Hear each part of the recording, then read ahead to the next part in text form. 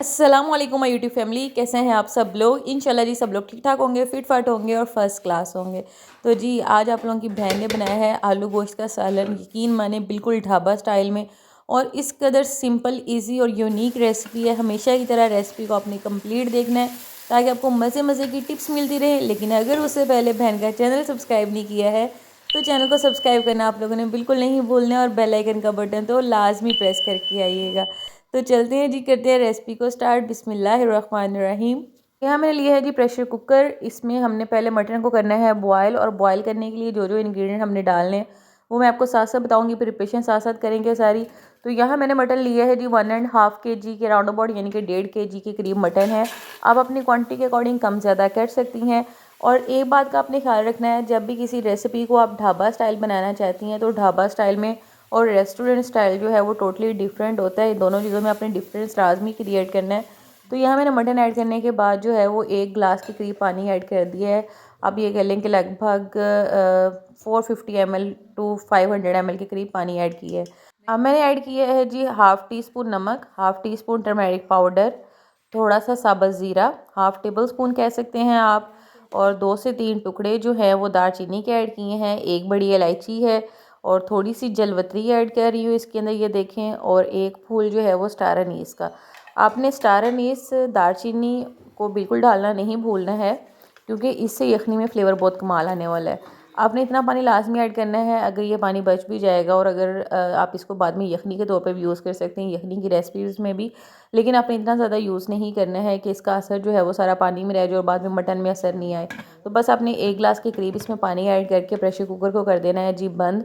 और इसको आपने, अगर तो मटन फ्रेश है, बिल्कुल फ्रोज़न नहीं है, तो आप इसको 10 से 12 मिनट वेट लगा दें। अगर मटन फ्रोज़न था तो आपने डीफ्रोस्ट किया है तो आप इसको 15 मिनट लाजमी वेट लगाइएगा, क्योंकि मटन जब फ्रोस्ट होता है तो फिर वो पकने में थोड़ा टाइम ज़्यादा लेता है गलने के लिए ना।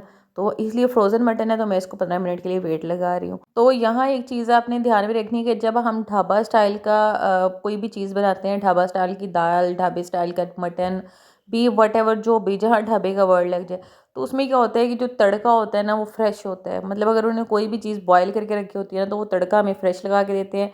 इस वजह से जो हर चीज़ है वो हमें फ्रेश अवेलेबल होती है, जबकि रेस्टोरेंट्स में ऐसा नहीं होता है। तो आपने यहाँ पे क्या करना है कि वो, जैसे मटन को हम अलग से बॉईल कर लेंगे और मसाला यहाँ पे हम अलग से बनाएंगे। तो यहाँ मैंने एक स्टोव पे जो है वो कढ़ाई ले ली और इसके अंदर 2 बड़े साइज़ की जो अनियन है ना वो फाइनली चॉप करके ऐड किए हैं। और सबसे पहली टिप ये है कि ये सालन बनाने के लिए आपने कढ़ाई का यूज़ करना है, देगची का आपने यूज़ नहीं करना है। अगर खुले मुँह वाला बर्तन है, पतीला वगैरह ज़्यादा क्वान्टिटी में बना रही हैं तो आप वो यूज़ कर सकती हैं, अदरवाइज़ प्रेफर करें कि आप कढ़ाई यूज़ करें। तो यहाँ जो है ना वो मैंने कढ़ाई को उतार दिया हुआ था, क्योंकि बच्चे चाय मांग रहे थे तो मैं उनके लिए चाय बनाने लगी थी। तो साथ साथ जो है ये देखिए प्रेशर कुकर का टाइम पूरा हो चुका हुआ है, लगभग इसको 15 मिनट हो गए हुए हैं। तो अभी हम इसको क्या करेंगे कि इसको स्टोव से रिमूव कर देंगे, और इसी स्टोव पे जो है ना वो मैं रखने लगी हूँ प्याज ब्राउन होने के लिए। तो जैसे कि मैंने आपको पहले बताया था कि प्याज को जो है वो हमने इतना ब्राउन करना है कि उसकी जो एजेस है ना वो गोल्डन ब्राउन हो जाए, उससे ज़्यादा आपने ब्राउन नहीं करना है। मैं आपको हमेशा बताती हूँ कि जो शोरबे वाला सालन होता है, जिसका आप ब्रोथ बनाना चाहती हैं, यखनी बनानी चाहती हैं, उसमें आप अनियन को जो है ना वो ब्लैक मत होने दें, बहुत ज़्यादा गोल्डन ब्राउन मत करें। उससे क्या होता है कि ब्रोथ में जो टेस्ट है ना वो आपको जैसे चावलों के पानी जैसा नहीं हो जाता, वैसा टेस्ट आने लग जाता है। और ब्रोथ कभी भी गोल्डन प्याज का अच्छा नहीं लगता है। इसको अगर आपने गोल्डन करना है, हंडिया को कलर क्योंकि हमने ढाबे वाला देना है, तो इसको हमने लाइट गोल्डन ब्राउन करना है। और प्रेफरेंस यही रखनी है कि ये जले नहीं है। ठीक हो गया। तो ये देखें जी अनियन हमारे हो गए हैं ब्राउन। अब मैं इसके अंदर ऐड करने लगी हूँ 2 टेबल स्पून भर के फ्रेशली चॉप्ड जिंजर गार्लिक का पेस्ट। आप लोगों ने मेरी प्रीवियस वीडियोस भी देखी होंगी ना, तो मैंने उसमें ये बात बहुत क्लियर की हुई है और आपको भी ये स्टेप बहुत क्लियरली डिफ़ाइन किया हुआ है कि किसी भी हंडिया में जो फ्लेवर है वो जिंजर गार्लिक के पेस्ट से बहुत ज़्यादा इन्हेंस होता है। लेकिन अगर वो कच्चा रह जाए ना, आप यकीन करें कि हंडिया का फ्लेवर बहुत डिस्टर्ब होता है। और जैसे जिंजर गार्लिक तड़क गया, हमने इसके अंदर हाफ़ टेबल स्पून साबुत ज़ीरा और 1 टेबल स्पून पिसा हुआ सूखा धनिया ऐड किया है। ये 4 चीज़ें जब तक अच्छे से फ्राई नहीं होती हैं, जिंजर गार्लिक के जो बबल्स हैं वो बनने बंद नहीं होते हैं। आप इसके अंदर वाटर कंटेंट वाली कोई चीज़ मत ऐड किया करें, क्योंकि अगर जिंजर गार्लिक कच्चा रह जाता है ना, आप यकीन माने कि ये हंडिया में शोरबे के टेस्ट को बहुत डिस्टर्ब करता है। फिर आपको समझ नहीं आ रही होती कि किस चीज़ की कमी रह गई है ना हंडिया में। तो इसको प्रॉपरली हमने फ्राई किया है। जैसे ही लहसुन और ज़ीरे की खुशबू महकी है ना, तो उसके बाद हमने इसके अंदर जो बॉयल्ड मटन है ना वो हमने ऐड किया। अब जब इतने से लाइट गोल्डन ब्राउन में आप मटन को ऐड करेंगी ना और मटन को आप इसमें भूनेंगी, अब यकीन माने कि जो मटन की लुक आने वाली है, ऐसे लगेगा जैसे आपने इसको सिंपल ऑयल में फ्राई किया हो। और इस कदर इसका कलर इन्हेंस होता है, फ्लेवर तो इतना कमाल इन्हेंस होना है ना कि आपने बहुत दफ़ा मटन का सालन ट्राई किया होगा, लेकिन आपने इस दफ़ा इस रेसिपी से लाजमी बना के देखना है। मैं कहती हूँ छा जाएंगी, आप बहन को दुआएं देंगी, यकीन माने इंशाल्लाह रेसिपी ट्राई करने के बाद। अगर रेसिपी में कोई क्यूरी हो आप लोगों की तो आप मुझे कमेंट सेक्शन में लाजमी पूछा करें, यकीन मानने कि आपकी क्यूरीज रिजॉल्व करके बहुत अच्छा लगता है। तो यहाँ मटन भुन रहा है और मैंने इसके अंदर जो है ना 1 टीस्पून, जस्ट 1 टीस्पून जो है मैंने इसके अंदर रेड चिली का ऐड किया है। और जो रिमेनिंग यखनी थी वो भी हमने इसके अंदर ऐड कर दी हुई है। इसलिए मैंने आपको कहा था कि यखनी का पानी आपने कम रखना है, क्योंकि अगर हम बहुत ज़्यादा यखनी रखेंगे तो बाद में उस यखनी को वेपोरेट करवाना जो है वो इसमें मुश्किल हो जाएगा। और अगर हम यखनी ज़्यादा रख लेंगे और हम बाद में सेव कर लेंगे तो तब भी आपके मटन का जो असर है वो तो यखनी में रह जाएगा, मटन में इतना अच्छा फ्लेवर नहीं आएगा। तो यहाँ मैंने 1 टीस्पून जो है वो रेड चिली का डाला है और 1 टीस्पून ही ब्लैक पेपर का डाल रही हूँ।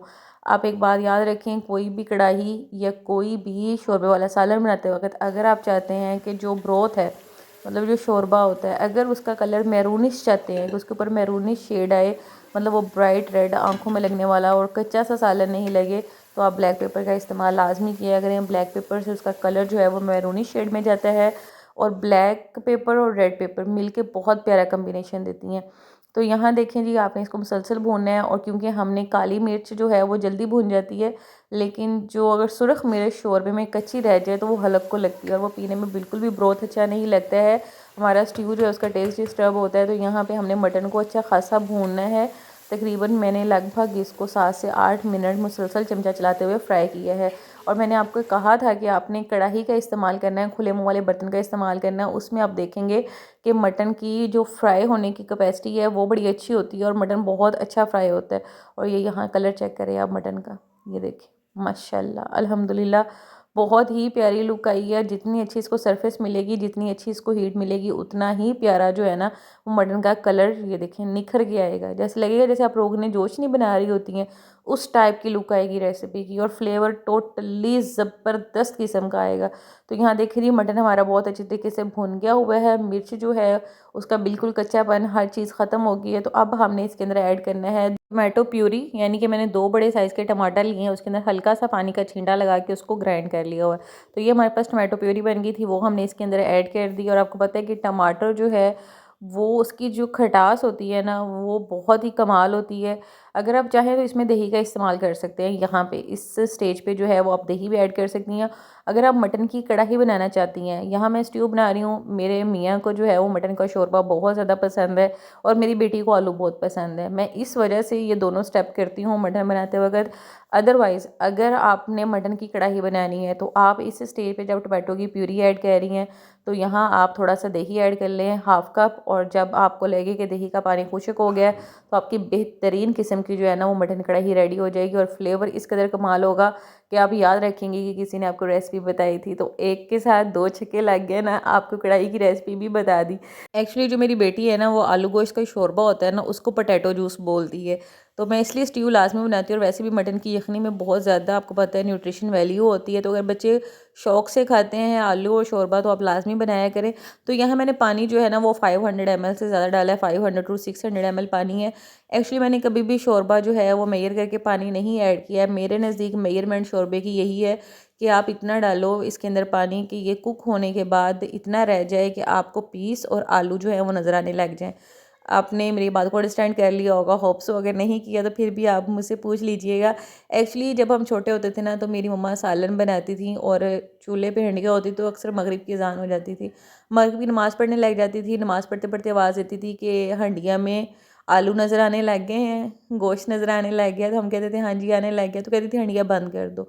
ये इंडिकेशन होती थी कि अब इतना शोरबा जो है वो हंडिया में रखना है। ये देखें आपको लेवल नज़र आ रहा होगा कि आलू भी नज़र आने लग गए हैं और मटन भी नज़र आने लग गया है। और माशाल्लाह अल्हम्दुलिल्लाह मटन जो है वो बिल्कुल अच्छे तरीके से टेंडर हो गया हुआ है, आलू भी बहुत अच्छे तरीके से गल गए हैं। तो अब हमने इसकी गार्निशिंग करनी है जी सब्ज़ धनिए के साथ। शोरबे में सब्ज़ धनिए का बहुत ही कमाल फ्लेवर आता है। और खाने की लर्निंग के बारे में मेरी मम्मा का एक ही कॉन्सेप्ट है, वो ये कहती होती हैं कि जिस औरत को मसाला अच्छा भूनना आता है वो दुनिया का हर खाना अच्छा बना सकती है। तो मैंने आप लोगों के साथ मसाला भूनने की, शोरबा बनाने की बहुत बेसिक टिप्स शेयर की हैं जो वक्तन फ़वक्तन मैंने उनसे सीखी हैं। तो होप्स हो कि आज वाली जो टिप्स है ना वो आपके बहुत ज़्यादा काम आने वाली हैं। आपका जो एक ऑर्डिनरी सा आलू गोश्त का सालन होता है ना वो बहुत बहुत बेस्ट होने वाला है और आप इस पे ढेरों तरीफ़ें समेटने वाली हैं इंशाल्लाह इंशाल्लाह। तो अभी टाइम है जी सर्विंग का। और अगर आप लोगों को वाकई अपनी अपनी बहन की रेसिपी से कुछ सीखा है, आप लोगों को रेसिपी अच्छी लगी है, तो आपने इसको फ्रेंड्स और फैमिलीज़ के साथ लाजमी शेयर करना है और अपनी बहन के चैनल को सपोर्ट करना बिल्कुल नहीं भूलना है। आप लोगों का एक कमेंट, एक मैसेज होता है ना वो मेरे लिए बहुत बड़ी मोटिवेशन होता है। तो इसी तरह से आप लोग मेरे चैनल को सपोर्ट करते रहिएगा। मैं आप लोगों के लिए बहुत मज़े मज़े की रेसिपीज़ लेके आती रहूँगी। तो दोबारा मिलूँगी जी आपके साथ नई रेसिपीज़ के साथ, नई टिप्स एंड ट्रिक्स के साथ। मुझे दीजिए इजाज़त। अल्लाह हाफ़िज़।